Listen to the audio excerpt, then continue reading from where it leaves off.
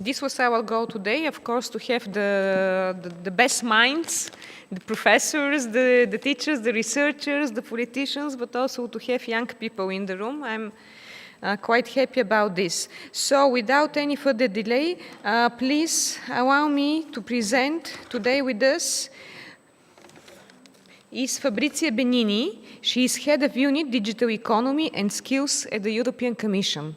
Fabrizia, please, the floor is yours.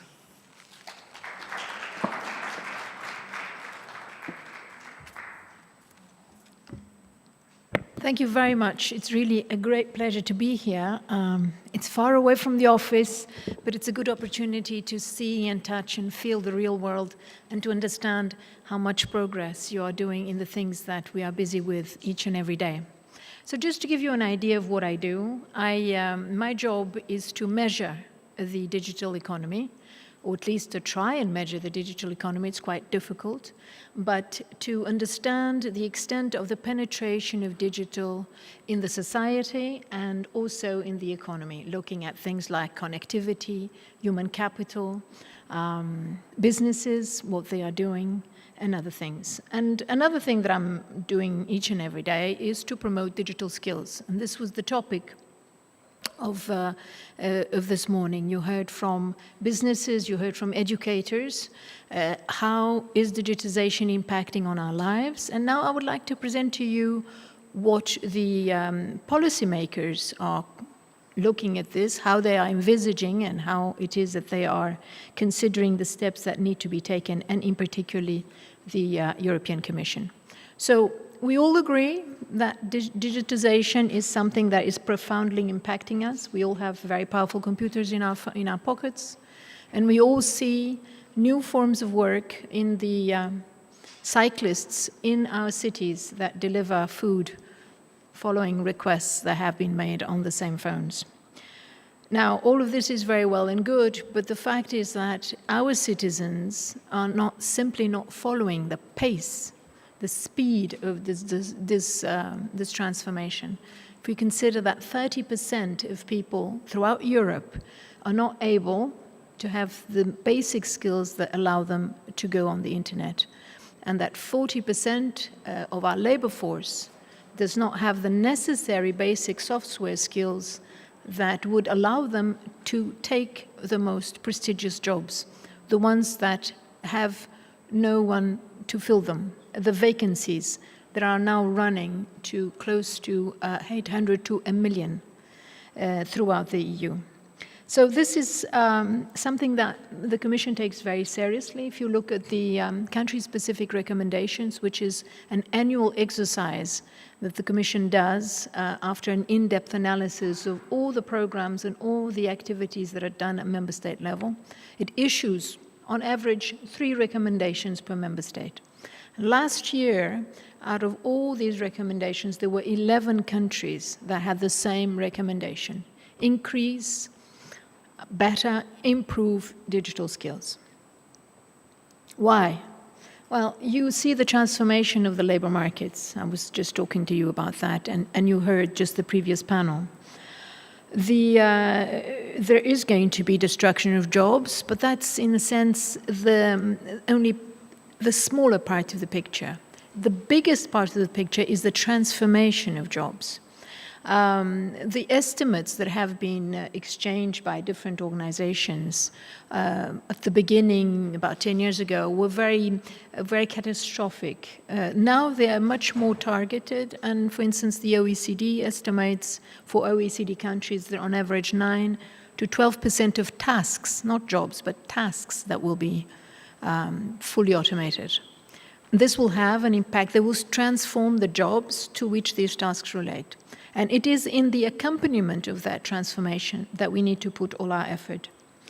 Not only to make sure that the workers are ready for the transformation, but that also, as new forms of work emerge, these workers are protected. These workers benefit from the social economy that shapes our continent. And this, in particular, the gig workers. And this has impact on the way we look at fiscal policy. It has impacts on the way we look at the social security aspect.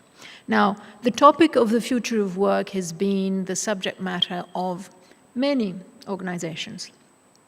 The OECD, I'm just quoting a few, the OECD, the World Bank, the International Labour Organization have issued already their reports, and the Commission, Commissioner Gabriel has commissioned a report to a group of independent academics and businessmen and experts, and it will be delivered on the 8th of April. It will contain a series of recommendations. It will be just part of the process of this overall thinking that we are embarking on, because we do need collective intelligence to path our way in this new form of work. On the 9th, there's a very important conference in Brussels on the future of work, and if you have the opportunity to listen to the stream of it, I think it will be very, very important. But all these organizations, there are a number of things that come up in all these reports. And I think the first thing on which we must all agree on is that the future of work is what we will make of it. It looks simple, it looks obvious, but it isn't. It means that we will need to have very robust data, we need to track it, we need to understand it, and we need to shape it, i.e. to put in place the measures that are necessary to respond to our citizens' concerns, which are legitimate, which are real, which is, first of all, the concern of not being left behind. And also, as I said, to respect our social model. Now, in practice, what does all of this mean and what are we doing about it? Well, if we divide the, let's say, beneficiaries of the measures that we need to take, first one, of course, are the young people. People in school, primary school, secondary school, and then higher education as we go forward. That we need, actually our member states, because it is under their responsibility, will need to reconsider what it is that they are teaching in as compulsory curricula. The extent to which issues like computer science, issues like coding are being embedded from a very early age, not because they will be the solution of everything, but because they will give our children a language. They will give our children an easiness to deal with these new techniques that we ourselves don't have. And that the current digital natives, as we call them, don't have either. They're very good at playing, but they're not very good at producing. This was a remark that was done, that was made in the previous panel, which I thought was very relevant.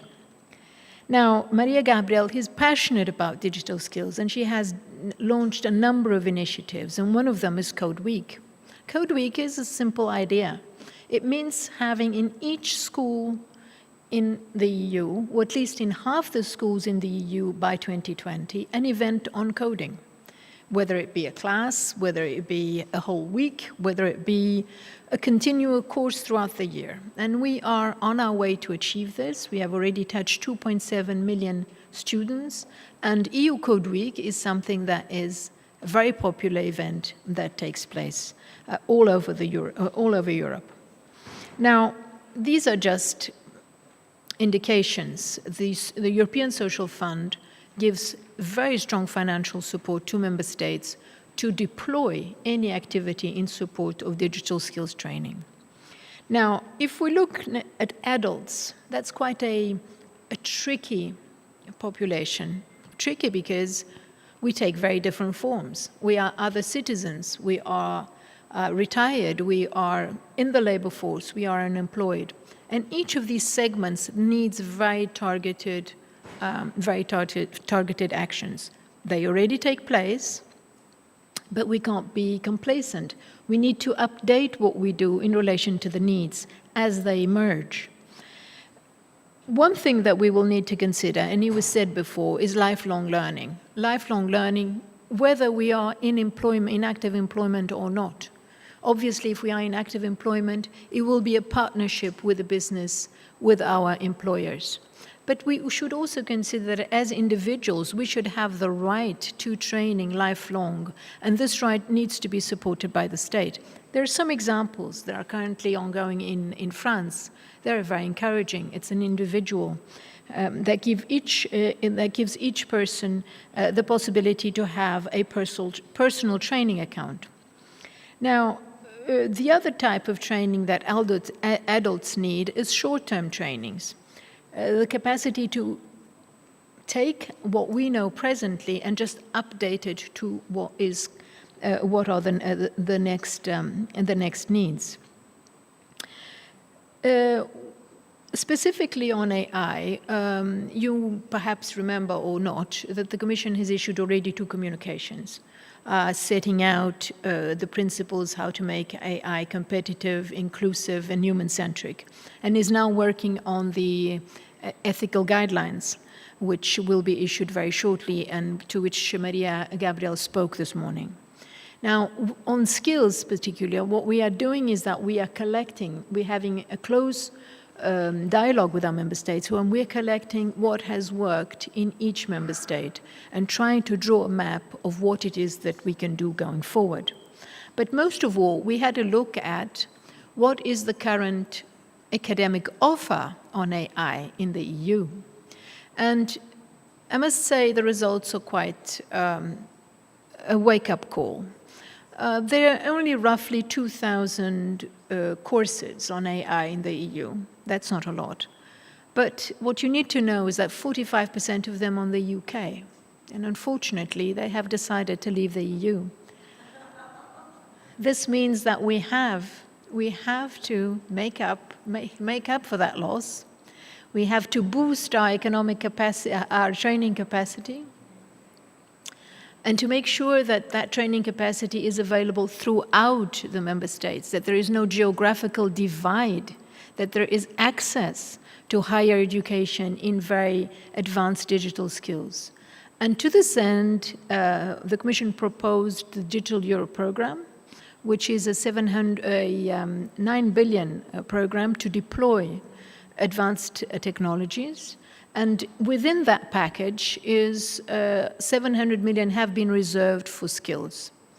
And we hope, if we get the agreement from our member states, we hope to be able to take that money and set out master's programs, as I said, that are accessible throughout the EU and accessible for all our citizens, and then boost the capacity of our higher education institutions to deliver the training that we need. Now, AI, of course, it's a big word, but in fact, there are a number of subcomponents of that we tracked very specifically. Now, we're not only doing AI, we are also focusing on HPC, cyber, and blockchain, because they have been identified as the technologies that will underpin the development of other technologies. And we are doing in all these areas the master's programs, the short-term trainings, and the traineeships. Now, these last 2 components, we will be considering them only alongside the competence centers, the joint undertakings, i.e. those organizations that have been set up in each member state and that bring together the real experts. Because the worst thing that you can do when you're deploying skills training is delivering something that by the time the beneficiary, the student, hits the workforce, those trainings are no longer relevant. So what we need to do is make sure that we deliver the state-of-the-art, and that we do that together with businesses as well.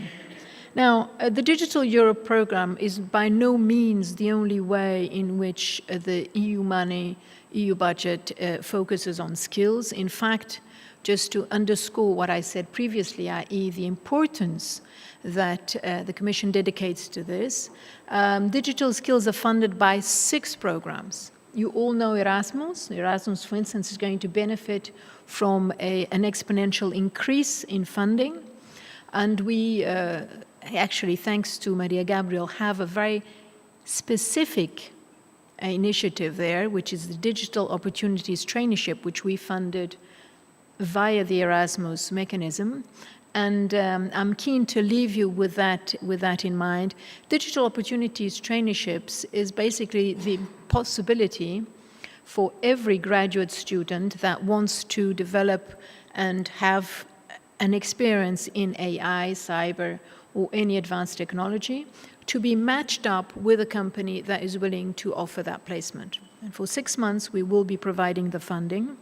And that has been it's the pilot, in fact, of what we hope to bring out. Afterwards, it's been quite successful. So far, we have 3,000 that are ongoing. And I invite you, because here there are people from universities, to consider that opportunity, just as I invite the companies to consider offering those placements. We have noticed that in the case of small companies, small and medium-sized companies, this is very useful, because whereas the likes of Microsoft and Google are able to attract millions of people and have, really the luxury of choice, small and medium-sized companies don't have that luxury. They just have a need. They don't have flexibility. They have very few people. They don't have much money. But if they want to scale up, they will need that talent. And one way to do that is go and look for it right at the universities.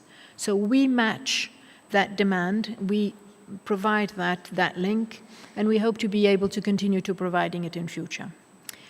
Ladies and gentlemen, the issue is complex. Nobody has got a solution to it. But the only thing that is sure is that the future will look like what we will make it. And we need to do that together, and that means policymakers, it means businesses, it means citizens. We need to map the problem, we need to understand it, and to make sure that whatever we put in place is flexible enough to be adapted to the next technological revolution.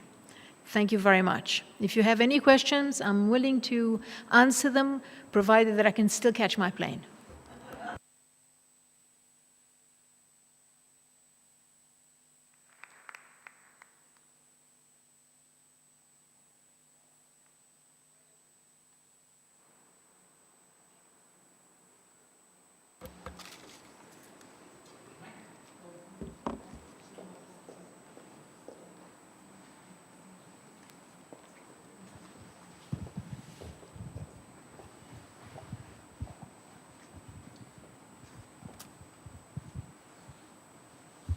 I just would like to ask you how we can find the balance between the hype that is surrounding many of these new interesting things and real world and real thing, because some of us still remember the dot-com balloon in 2008 with the web-based and distributed computing, and some of us also think that artificial intelligence and all that hype that is surrounding it is way to the new dot-com balance. So how we can fit a balance, because right now many people promote that, but I'm not sure that they get responsibility when all that hype broke. Thank you. I think your question is spot on. I mean, the difficulty is understanding, in the sea of information with which we are flooded, what is real, what is important. And I think there is a responsibility for policymakers to make sure that we put out there information that is real and that is relevant and that is available to everybody. Not only about the impact, what are the technologies, what is out there. And I invite you, if you want to know what is out there, we have an innovation radar. You can go and look at it. At least you know that what we published is being very, very vetted. And it's not the reflect of a commercial interest or a hype or bubble. I think that is the responsibility really of also national authorities to explain what are the opportunities, what are what is on offer in terms of training, in terms of support, and what is it that you can do with it. So thank you for reminding us. We need constant reminding about that.